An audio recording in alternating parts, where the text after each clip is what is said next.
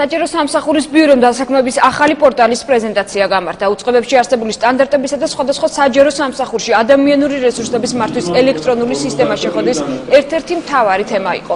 როგორ უნდა მოხდეს ადამიანური რესურსების მართვა ავტომატიზირებული სისტემით.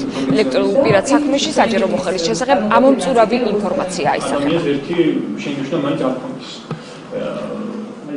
იმისათვის რომ სახელმწიფოში არსებობდეს ეფექტური და კორუფციისგან თავისუფალი საჯარო სამსახურის სისტემა, ამისათვის აუცილებელია რომ ჩვენ დავნერგოთ საჯარო სამსახურის სისტემაში ადამიანური რესურსების მართვის ელექტრონული პროგრამები. სწორედ ამას ემსახურება ჩვენი დღევანდელი შეხვედრა.